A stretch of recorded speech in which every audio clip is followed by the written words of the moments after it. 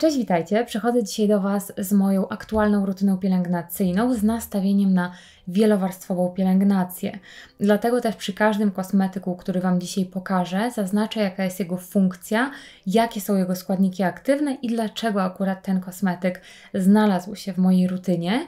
I niech to będą takie podwaliny, taki schemat, szablon pod kolejne filmy z wielowarstwową pielęgnacją innych typów cer, czyli mieszanej, tłustej, naczynkowej. Wszystko to z czasem się na moim kanale pojawi, więc dzisiaj wyjaśnię Wam na mojej pielęgnacji, jak tworzę tą wielowarstwową pielęgnację, więc nie przeraźcie się ilością kosmetyków. W trakcie wyjaśnię oczywiście, dlaczego ten kosmetyk się tutaj znalazł, nie po to, żeby nałożyć jak najwięcej, czy wszystko, co mam otwarte na twarz, tylko każdy z nich pełni konkretną funkcję. Jeżeli ten filmik będzie pomocny, to koniecznie zostawcie kciuka do góry. Też zachęcam do subskrypcji kanału i już zaczynamy. Zanim zacznę omawiać pielęgnację twarzy, to zaznaczę, że szyję i dekolt pielęgnuję osobno po prysznicu i to przeważnie u mnie się gryzie z nagrywaniem tych przebitek, więc spokojnie pielęgnuję ten obszar, o czym dokładniej Wam mówiłam w tym filmie, więc tam Was odsyłam.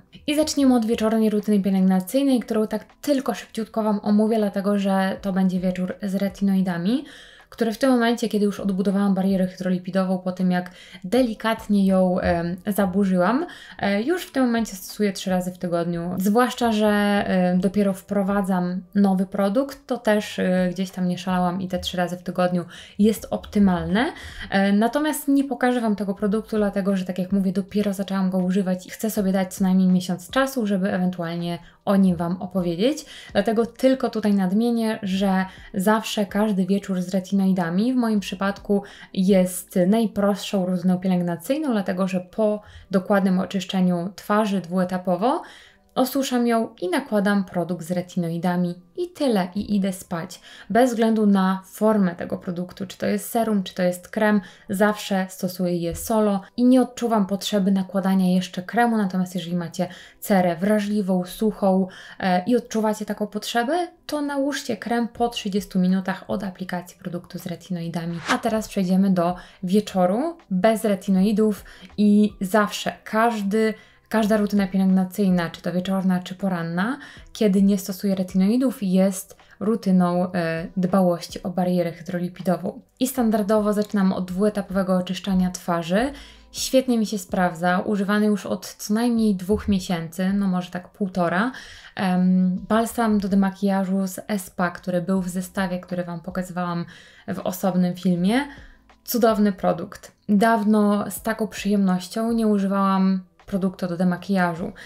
Jest to balsam składający się z różnych olejów, maseł. Tutaj mamy również wąkrotę azjatycką i ma być bardzo delikatny i właśnie taki jest. Cudowna konsystencja, świetnie rozpuszcza makijaż oczu, nic totalnie nie piecze i przepięknie pachnie olejkami eterycznymi. I same olejki eteryczne w składzie również mają działanie pielęgnujące. Będą działały antybakteryjnie, antyseptycznie. Też za każdym razem, jak używam produktu, który ma w składzie olejki eteryczne, widzę, że te pory są znacznie lepiej oczyszczone. Więc poza samym delikatnym, ale skutecznym oczyszczaniem, jest to mega przyjemny produkt. Balsam świetnie emulguje, nie zostawia żadnej tłustej warstewki i z powodzeniem mógłby być moim wyłącznym produktem do mycia twarzy. Wówczas po prostu użyłabym go dwukrotnie, też posiłkując się konjakiem i buzia byłaby całkowicie umyta. Natomiast on mi służy jako demakijaż, a jako drugi krok wjeżdżają pianki bądź żele do mycia twarzy. Moją piankę z Shelly, którą ubóstwiam, zabrał ze sobą Emil na wyjazd, więc otworzyłam inną piankę z Solverx. O niej Wam opowiadałam ostatnio w przeglądzie nowości Hebe. No i marka Solverx przysłała mi tę piankę, żebym mogła ją przetestować. Ona też jest w większej pojemności, 200 ml, tak samo jak ta z Shelly. Tutaj w składzie, jak cała ta seria A3Set, mamy prebiotyki, mamy też składniki łagodzące, takie jak betaina, jest też niacinamid, kwas hialuronowy. Użyłam parokrotnie jak do tej pory. Na ten moment wydaje mi się, że ona jest zbyt mocna. Czytam komentarz, że jest świetna do demakijażu i bardzo możliwe, że ona właśnie będzie świetna jako wyłączny etap mycia twarzy i do demakijażu, i do oczyszczenia tej skóry. może jako drugi etap oczyszczania to już jest po prostu za dużo, a przynajmniej za dużo dla mojej skóry, która od początku roku troszeczkę dostała w kość różnymi silnymi składnikami aktywnymi. Zawsze moja skóra jest taka mega śliska po niej, jakby delikatnie ściągnięta. Może właśnie spróbuję jej użyć jako wyłączny krok do demakijażu i mycia twarzy. No i tak jak cała seria dosyć intensywnie pachnie, chociaż w przypadku pianki jakoś niespecjalnie mnie to razi. Nigdy nie zostawiamy skóry samodzielnie do wyschnięcia, dlatego że woda odparowując będzie wyciągała to całe nawilżenie ze skóry, więc jeszcze pogorszymy sytuację. Także osuszamy skórę, a następnie przed nałożeniem produktu, który ma w sobie składniki hygroskopijne, a więc takie jak kwas hialuronowy, gliceryna, kwas poliglutaminowy, czy wszystkie te składniki, które naturalnie znajdują się w warstwie hydrolipidowej, czyli aminokwasy, mocznik, PCA, a każdy produkt na bazie wody takie substancje ma, więc warto wówczas przed ich nałożeniem spryskać twarz wodą, hydrolatem bądź tonikiem. U mnie w dalszym ciągu króluje woda termalna z Aven i to jest naprawdę świetny wybór, jeżeli chcecie coś, co się nie będzie gryzło z innymi składnikami aktywnymi, które potem nakładacie. Jest neutralna składowo, a przy tym też jest bogata w minerały, mikroelementy, które też mają właściwości takie kojące skórę, wręcz obniżające jej temperaturę, jeżeli macie cerę reaktywną z rumieniem. Woda termalna jest naprawdę świetnym wyborem, więc przed każdym krokiem tak naprawdę zwilżam twarz wodą termalną. Kosmetyki też dzięki temu się łatwiej rozprowadzają, nie rolują się, no i też zwiększona jest penetracja składników aktywnych, więc same korzyści. Polecam, ale zwłaszcza to jest pomocne przy produktach, które zawierają w sobie te składniki hygroskopijne. No i tak jest w przypadku tego toniku z marki Q+A. Wiele osób pytało mnie o tą markę. Powiedziałabym, że jest w takiej średniej półce cenowej i ma naprawdę bardzo dobre składy. Tonik, który ma w sobie mnóstwo różnych rodzajów alg. Kwas hialuronowy też mamy, propanediol, glicerynę. Jest w takiej gęstszej konsystencji i właśnie to sprawia, że on jest świetną propozycją jakby już zawczasu serum nawadniającego produktu na bazie kwasu hialuronowego. Tak po prostu najłatwiej powiedzieć. On tutaj będzie pełnił tą funkcję nawadniającą. Też warto zaznaczyć, że kwas hialuronowy i wszelkie jego pochodne, czyli sól sodowa kwasu hialuronowego, hydrolizowana sól sodowa kwasu hialuronowego, czyli te o mniejszych cząsteczkach, one też są świetnymi promotorami przenikania. Więc nakładając jako pierwszy produkt coś z kwasem hialuronowym, tak generalizując, też sprawiamy, że pozostałe produkty, pozostałe składniki aktywne, które następnie będziemy aplikować, mają szansę głębszej penetracji. Więc warto jest jako pierwszy krok w naszej pielęgnacji, już taki aktywny krok, użyć czegoś, co zawiera w sobie właśnie kwas hialuronowy. Zawsze warto domknąć produkty z kwasem hialuronowym czymś okluzyjnym, a więc czymś, co zawiera w składzie olej, bądź po prostu składniki okluzji ciągłej, ale to zawsze jest w tych kolejnych krokach pielęgnacyjnych. Nawet jeżeli aplikujecie serum z kwasem hialuronowym, domykacie kremem, to już jest wystarczające. Oczywiście u mnie jest znacznie więcej kroków, ale mówię w takiej najprostszej, minimalistycznej pielęgnacji, serum z kwasem hialuronowym, krem na to będzie wystarczające. Także ten tonik jest moim ostatnim odkryciem, bo daje mi tak jakby wszystko. Odżywienie, nawodnienie, nawilżenie i ujędrnienie zawczasu. No i właśnie jestem takim promotorem przenikania pozostałych składników aktywnych i myślę, że mogę go śmiało porównać do toniku Sensu Mare ze względu też na ten wspólny mianownik algi i te właściwości nawadniające, nawilżające, tylko że w toniku Sensu Mare bardzo przeszkadzał mi zapach. Miałam wrażenie, jakbym nakładała, po prostu jakbym aplikowała na twarz perfumy. Tak intensywny w moim odczuciu to był zapach, natomiast tutaj nie mamy substancji zapachowych. Oczywiście nie dyskredytuję toniku Sensu Mare, wiem, że wiele osób go lubi, ale mam porównanie i uważam, że ten zdecydowanie lepiej nawadnia, nawilża i ujędrnia skórę, no i też ma bogatszy skład, też ten wspólny mianownik, więc jeżeli lubiliście Sensu Mare, to polecam Wam przetestować ten. Tak naprawdę ten tonik możecie traktować już jako serum. Jedna uwaga, jeżeli chodzi o algi, że one często mają właściwości komedogenne, więc nie polecam osobom, które mają tendencję do tak zwanego zapychania, ale oczywiście to jest kwestia indywidualna. Następnie na pozostałe partie twarzy, tak jak zresztą pokazywałam Wam na szorcie, aplikuję serum z neuropeptydami. Jest to serum, które ma za zadanie działać troszeczkę jak toksyna botulinowa, a więc rozluźniać przykurcze mięśni, relaksować mięśnie. Te mięśnie, które są często przez nas nadużywane ze względu na mimikę, czyli czoło, lwia zmarszczka, kurze łapki, też okolica pod oczami. Przede wszystkim skupiam się na tej górnej partii twarzy i tym razem jest to serum z Basic Lab, które już leżało w moich zapasach dłuższy czas, a że zużyłam wszystkie pozostałe z neuropeptydami, z tym takim wyższym stężeniem neuropeptydów, bo to też ma znaczenie, stężenie ma znaczenie, to otworzyłam to, które leżało u mnie w zapasach. Ja już też je Kiedyś miałam okazję testować, wówczas tylko i wyłącznie używałam go pod oczami, natomiast w tym momencie stosuję na te wybrane partie twarzy. Tutaj mamy 10% argireliny. Jest to neuropeptyd o udowodnionym działaniu w kwestii relaksowania mięśni, a także i zwiększania objętości mięśni, co będzie zwłaszcza przydatne tutaj pod oczami. Mamy dodatkowo jeszcze kofeinę, tutaj też jest kwas hialuronowy, więc też warto jest przed aplikacją zwilżyć delikatnie skórę i sprawdza mi się bardzo dobrze. Powiem Wam taką ciekawostkę, jeżeli chodzi o neuropeptydy, jeżeli ktoś nie wierzy w ich działanie. Był taki moment, miałam powiedzmy miesiąc przerwy od stosowania neuropeptydów. Używałam oczywiście innych, ale nie w wysokim stężeniu. Gdzieś tam powiedzmy, że te peptydy, których używałam, były domieszką w jakimś kosmetyku i powiem Wam, że odnotowałam ogromną różnicę w tym, jak zaczęła moja mimika szaleć. Oczywiście przykłady z życia nie są najlepszym argumentem, natomiast są badania naukowe, które udowadniają działanie neuropeptydów w kwestii relaksacji mięśni i tutaj naprawdę tak jest. Ja staram się stosować peptydy w różnych produktach, natomiast fajnie jest mieć jakieś jedno konkretne, takie skoncentrowane serum, które zawiera wyższe stężenie neuropeptydów.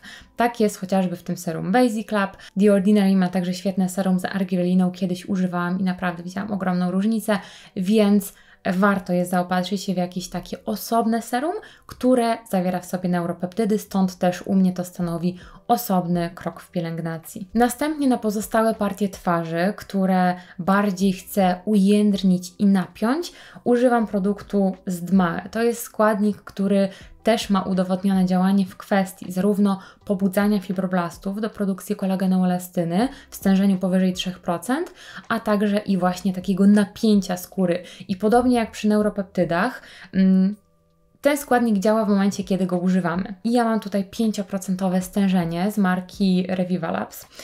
Zamawiałam je na iHerb, podobnie też z innym serum z tym składnikiem. Przewagą tego serum jest niższa cena, wyższe stężenie DMAE i też fakt, że tutaj mamy bardzo krótki skład, który bazuje na DMAE, to jest główny składnik aktywny. Mamy resztę pomocniczych składników, takich konsystencjotwórczych, które sprawiają, że ta konsystencja jest taka bardziej żelowa, ale nie jest jakoś specjalnie lepka, zwłaszcza jak nałożymy go na wcześniej zwilżoną twarz. No i gdzieś tam pod koniec składu mamy też wyciąg z glonów. Ponownie mamy glony, które też mają właściwości antyoksydacyjne, przeciwzmarszczkowe, też ujędrniające, więc jest to naprawdę produkt idealny i ja widzę efekty stosowania DMAE w pielęgnacji. To jest składnik, który też jest często stosowany w kosmetykach na opadającą powiekę, czyli w kosmetykach po prostu na okolice oka i ja też dlatego aplikuję go na górną powiekę, też na dolną, żeby ją nieco ujędrnić, więc ten produkt u mnie ląduje tak jakby na tą część twarzy. Następnie wjeżdża odżywcze serum, które oczywiście też pełni funkcję przeciwzmarszczkową, ale też i taką regeneracyjną, odżywczą i także przywracającą napięcie, jędrność. I to tak naprawdę mógłby być wyłączny produkt, wyłączne serum w tej pielęgnacji. Wówczas ją skracamy do paru produktów, a nie 10. Natomiast ja lubię mieć znacznie więcej produktów i to mi służy. I tym produktem jest Biosense. Już nawet się pościerały napisy. Ostatnio zastanawiałam się, czemu na twarzy mam jakiś pazłotko. okazuje się, że to. To jest serum, które było w kalendarzu adwentowym. Ja też potem zaopatrzyłam się w zestaw, w którym to serum występowało. To jest ogromna pojemność, 50 ml i używam go już od, nie wiem, 2 miesięcy, a zużyłam jakąś 1/3, więc to też jest dobry wynik. Niewiele go trzeba. Jest to serum z peptydem miedziowym.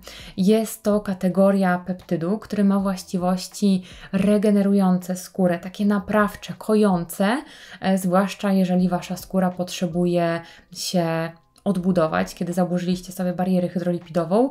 Peptyd miedziowy jest cudownym składnikiem w tej kwestii, on też pomaga transportować głębiej składniki aktywne. To serum łączy w sobie tak jakby wszystko, zarówno składniki, które będą nawadniały skórę, wiązały wodę w naskórku, jak i też ją regenerowały, ale też i dbały o barierę hydrolipidową. Mamy też ekstrakt z acmeli, czyli z rośliny, która też należy do kategorii Botox-like, bo też relaksuje mięśnie, jakby rozprostowuje zmarszczki. Mamy też ektoinę, która świetnie działa regenerująco na skórę. Mamy różne peptydy, też mamy pantenol, mamy antyoksydanty, jest tutaj tego mnóstwo, do tego skład jest naturalny, mamy taką żelową, nielepką konsystencję, świetnie się rozprowadza, momentalnie się wchłania i faktycznie daje ten efekt nawilżenia, nawodnienia i ujędrnienia skóry i też były przeprowadzone badania kliniczne. Taki protip, warto jest czasem wejść na stronę producenta, jeżeli zastanawiacie się nad jakimś kosmetykiem, bo tam przede wszystkim, a nie na stronach drogerii znajdziecie wyniki badań klinicznych, jeżeli takie były przeprowadzone. Potem serum czas na serum olejowe. To jest podstawa mojej pielęgnacji, zarówno porannej, jak i wieczornej, dlatego że oleje są bogate w lipidy, które są konieczne, jeżeli myślimy o barierze hydrolipidowej. I zarówno cery suche, jak i cery tłuste powinny te lipidy dostarczać, dlatego że wówczas nasza skóra dostaje to, czego potrzebuje i nie buntuje się, nie wydziela nadmiernie sebum, które ma być jej zbroją. I też były badania, które udowodniły, że stosowanie odpowiednich olejów przy cerze tłustej, trądzikowej zmniejszyło wydzielanie sebum, zmniejszyło ilość zaskórników, dlatego że oleje też upłynniają łój i też zmniejszają właśnie wydzielanie łoju, a co za tym idzie i zaskórników i niedoskonałości. Więc oleje są świetne w pielęgnacji i już powoli wiem, że Was przekonuję do ich stosowania, nawet największych przeciwników olejów powoli przekonuję i wiem, że też widzicie pozytywne efekty. Także kwestia doboru oleju, na pewno o olejach dopasowanych do konkretnej cery będę jeszcze mówiła w tych pozostałych filmach pod kątem każdego rodzaju cery, natomiast tutaj Wam pokażę nowość, która mnie zafascynowała. To jest marka Slavia, to jest polska marka kosmetyków naturalnych i to serum ma wszystko tak naprawdę, czego ostatnio potrzebowałam, dlatego że tutaj mamy aż 1% bakuchiolu. Bakuchiol jest to tak zwana roślinna alternatywa dla retinolu. Były przeprowadzane jakieś badania, które porównywały te dwie substancje i mniej więcej te efekty były zbliżone. I przy 0,5% stężeniu 2 razy dziennie właśnie te efekty były porównywalne. Stąd też mając 1% stężenie, kiedy stosuję ten produkt na noc, właśnie te efekty mogę sobie zwiększyć w dni, kiedy nie stosuję retinolu. Więc wychodzi na to, że aktywnie pobudzam swoją skórę także w te dni dbałości o barierę hydrolipidową. Już nie tylko innymi składnikami typu antyoksydanty czy właśnie peptydy, ale też i mam inny dodatkowy składnik, który jest porównywany do retinolu. Także tutaj mamy 1% bakuchiolu. Poza tym pierwszym składnikiem jest olej konopny, olej, który świetnie regeneruje skórę, odżywia, dba o barierę hydrolipidową i też jest wskazany dla cer skłonnych do niedoskonałości.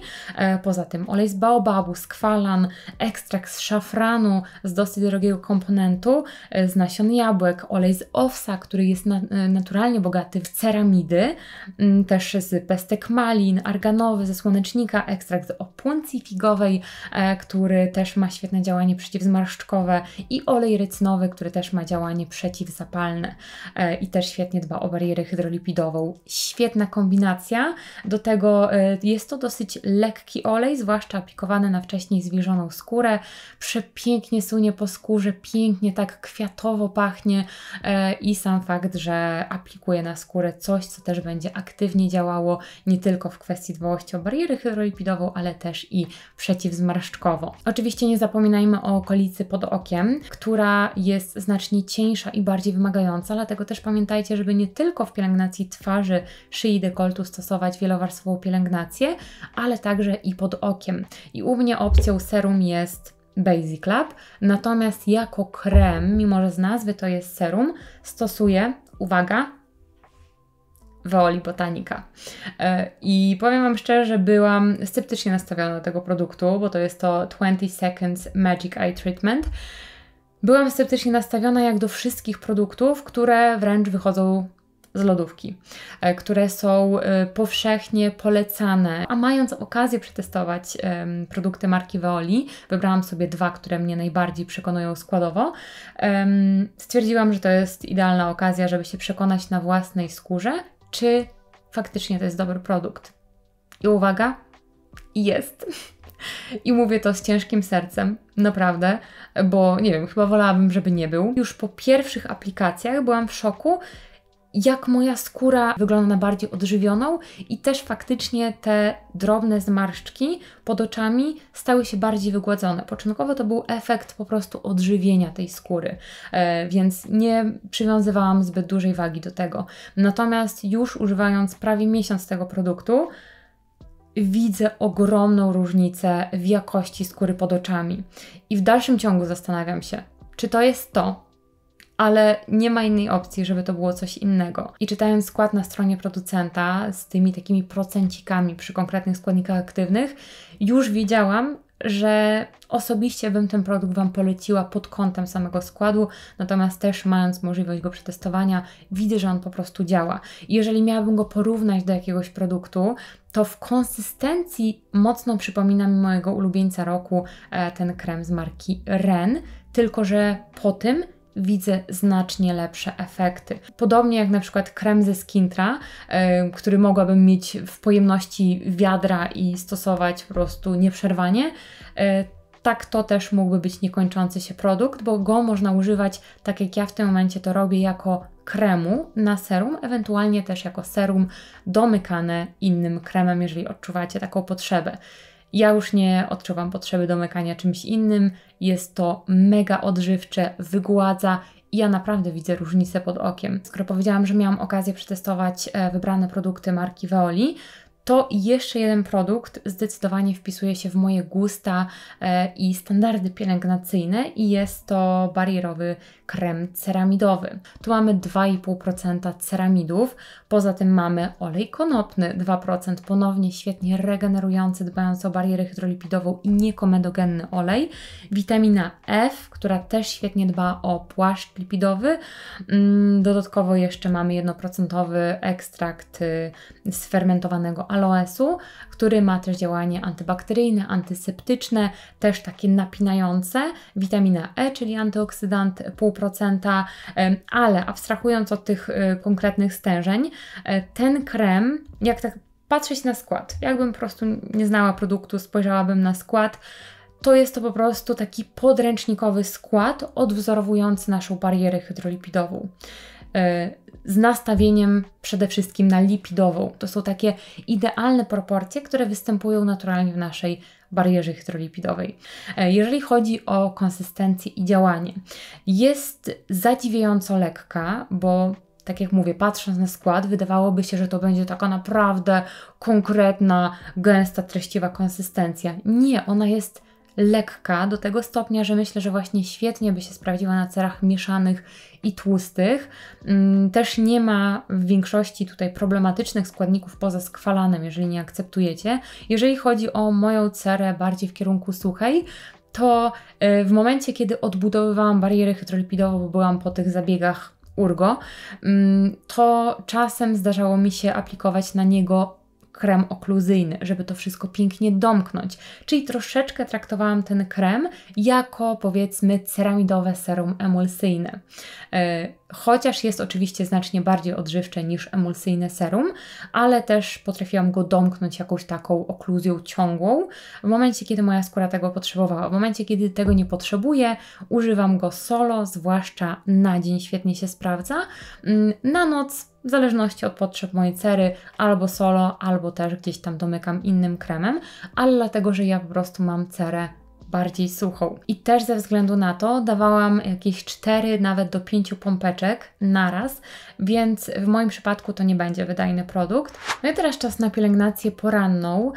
Tak jak mówiłam, u mnie każda rutyna pielęgnacyjna bez retinoidów jest rutyną dbałości o barierę hydrolipidową, więc ta rutyna poranna niewiele się różni od tej wieczornej. Pokażę Wam produkty, którymi się różni, tak żeby się nie powtarzać kolejny raz, ale oczywiście te pozostałe też pokażę, żeby pokazać Wam kolejność stosowania. I z racji tego, że nakupiłam ostatnio różne zestawy na Look Fantastic, to zaczęłam używać do porannego mycia twarzy takiego mleczka z SPA. Jest to nawilżające mleczko oczyszczające. Z racji tego, że ja nie mam potrzeby mocnego oczyszczania twarzy i zresztą nie polecam mocnego oczyszczania twarzy rano, nasza skóra tego nie potrzebuje. Ona potrzebuje zmyć delikatnie pozostałości z wieczornej pielęgnacji, też ewentualnie jakieś zanieczyszczenia z nocy, więc jakakolwiek delikatna forma oczyszczania, czy to delikatnie żel do mycia twarzy, czy pianka, czy właśnie jakieś takie mleczko, czy emulsja do mycia twarzy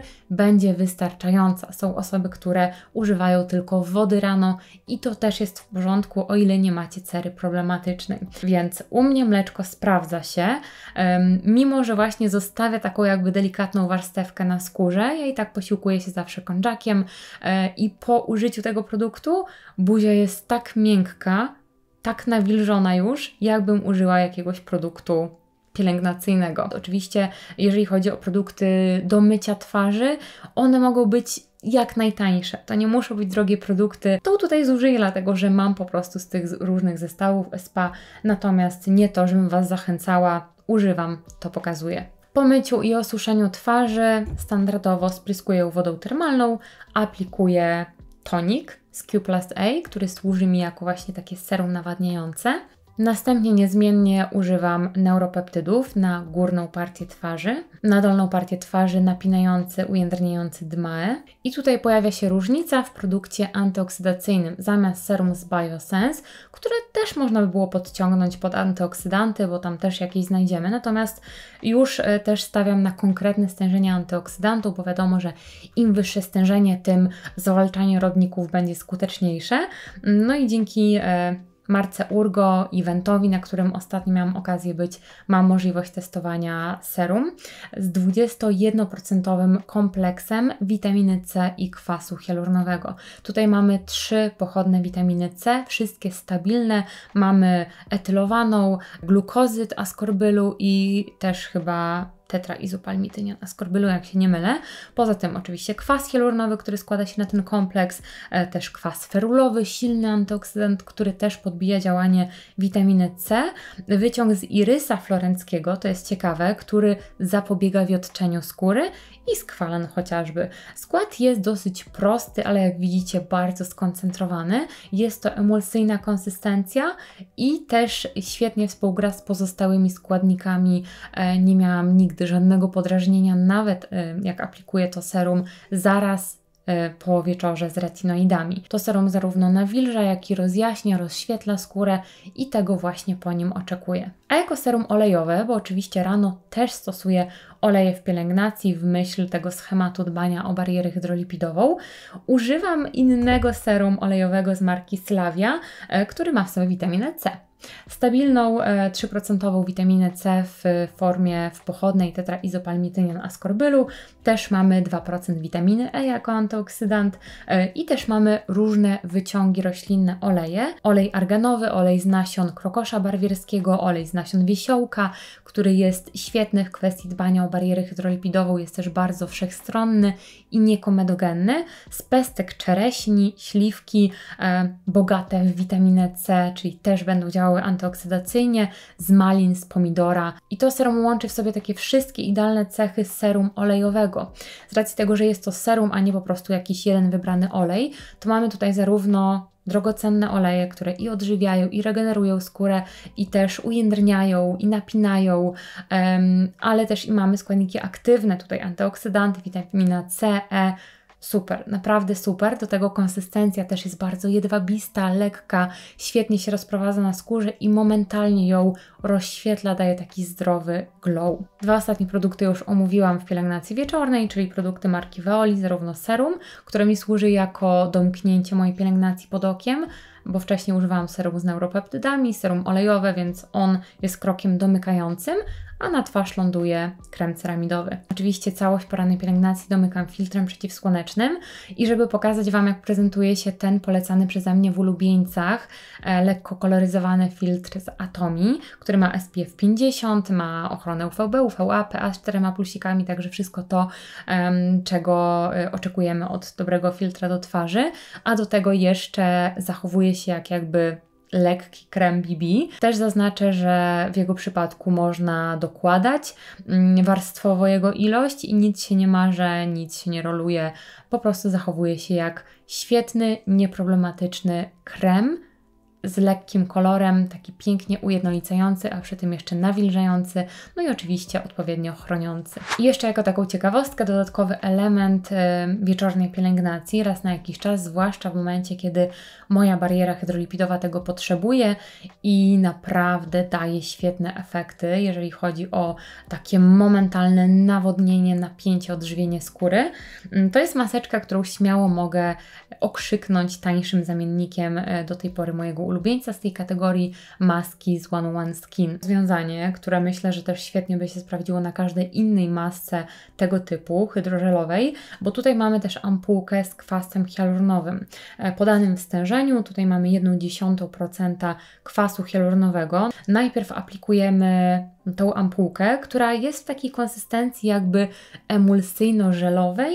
Jest taka dosyć gęsta, to nie jest ampułka jak serum wodno-żelowe, czy tam wodne, tylko taka bardziej jak może lekki krem i dlatego, że to jest kwas hialuronowy, to aplikuję ją na wcześniej zwilżoną skórę, żeby tak fajnie sobie ten kwas hialuronowy wiązał wodę w naskórku, a następnie aplikujemy tą maskę hydrożelową, która jest w 2 częściach, tak jak One Skin, no i tą maskę możemy śmiało nosić co najmniej godzinę, ona nie wysycha, i po zdjęciu tej maski to jest naprawdę efekt wow. Miękkość skóry jest, ja myślę, że można to porównać do jakiegoś dobrego zabiegu w gabinecie kosmetycznym. Pamiętam, że byłam na jakimś, przed weselem którymś w zeszłym roku, byłam na jakimś zabiegu takim nawilżającym. Infuzja tlenowa, coś w tym stylu. I powiem Wam szczerze, że efekt, jaki daje ta maska, był 1 000 000 razy lepszy niż ten zabieg u kosmetyczki. Tam wyszłam i stwierdziłam, że nie wiem, za co zapłaciłam. Tak naprawdę moja skóra nie wyglądała na jakąś bardziej nawilżoną, ujędrnioną ani nic. Po tym to jest szok, naprawdę szok. Dałam tą maskę mojemu szwagrowi, który ma atopowe zapalenie skóry i jego skóra po prostu traci wodę momentalnie. A że niezbyt lubi używać kremów. Oczywiście dałam też kremy, ale też dałam tą maskę, tak żeby pokazać mu, jak może wyglądać jego skóra, kiedy odpowiednio o nią zadba. No i oczywiście użył tej maski i był w szoku. Był w szoku, jak miękka, ukojona, złagodzona może być skóra, nawilżona. Mega, naprawdę Wam polecam. Gwarantuję, że się w niej zakochacie. I to już jest wszystko, cała moja wielowarstwowa, wieloetapowa pielęgnacja. Wiem, że było tego dużo i na dobrą sprawę można by było zredukować ilość tych produktów do co najmniej 3. Natomiast chcę, żeby te poszczególne składniki aktywne znajdowały się w mojej pielęgnacji, a skoro można je ze sobą łączyć, to dlaczego by tego nie robić? Też każda cera może stosować wielowarstwową pielęgnację, kwestia doboru tych składników, połączenia odpowiednich produktów i korzystania z efektów. I to Wam pokażę w przyszłych filmach z tej serii, natomiast jeżeli dzisiejszy film był pomocny, dowiedziałeś się czegoś ciekawego albo po prostu miło spędziłeś czas, to zostaw kciuka do góry, zachęcam do subskrypcji kanału po więcej merytorycznych treści i już do zobaczenia w kolejnym filmiku. Cześć!